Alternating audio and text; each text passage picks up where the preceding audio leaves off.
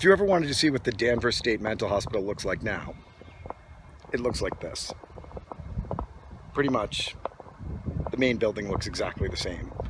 They kept it exactly the way it was, only inside, it's a heck of a lot nicer. And then that part's all new, and that part's all new. But the original main structure, all still there. And people live inside those buildings, which I think is so cool. And if I'm ever very rich, I want to live here, because that would be awesome to live in an old mental asylum, especially one as famous as Danvers State. And of course, when visiting the former Danvers State Mental Asylum, which is now really nice condos, one must find the Danvers State Mental Asylum geocache, which is a really good one too. It's built right here into the wall.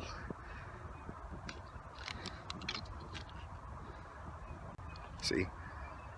It's pretty cool. Look, it's hidden right there. So if you're into geocaching, I just totally spoiled the surprise for you. But if you're not into geocaching, don't go find that. And if you do, leave it there or sign the log or whatever you want to do.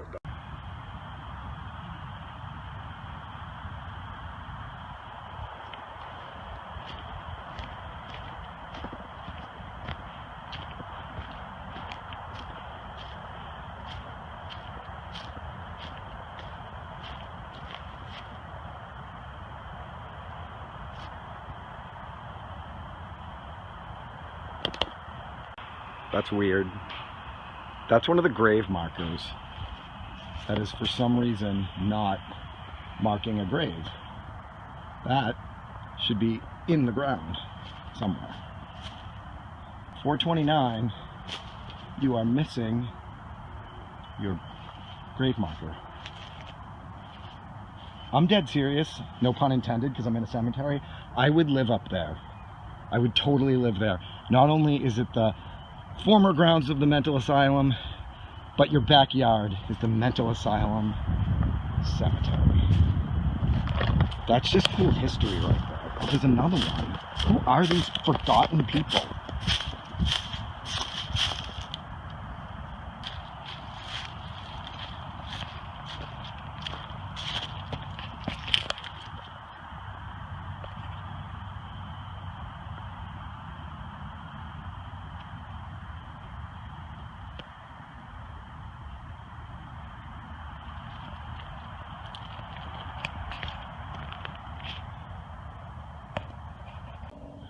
So I just found a little bit of insanity left over from the mental asylum.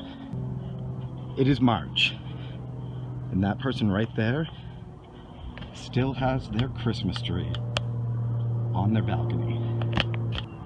Insanity. Get rid of your friggin' Christmas tree. You probably can't see it, but it's right there. Christmas tree on the balcony. Okay, so here's my visit to the former Danvers State Mental Hospital story. So I was coming back from getting that geocache, and an elderly woman in front of one of the condos falls down next to like an electrical box in her front yard, and it looks like she hit her head on it. And so this guy goes running, and then he flags me down. He's like, hey, call 911, because I got my phone in my hand because I'm taking pictures of the friggin' mental asylum. And so I'm like, what? So I've never called 911. I called once when a dog got hit by a car. So this was my first time calling 911 for a real reason.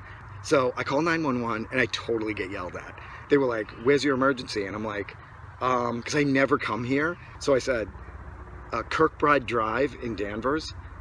And they're like, where? And I'm like, Kirkbride Drive in Danvers. And like, yeah, but where? And I had no other way to explain it. And the guy's getting all mad at me. So I said, yeah, you know the condominiums that are where the Danvers State Mental Asylum used to be? And he goes, what? What are you talking about? I'm like, that's the only way I can describe it to you. I'm like, I'm on Kirkbride Drive in Danvers, where the Danvers State Mental Hospital used to be, but is now condos. And this lady just fell. And then the lady gets up and she's like, I'm fine, I don't need 911. Then the woman's daughter comes running out and she's like, oh, she'll be fine. So the guy's like, sir, does anyone need 911? I go, not anymore. He goes, not anymore?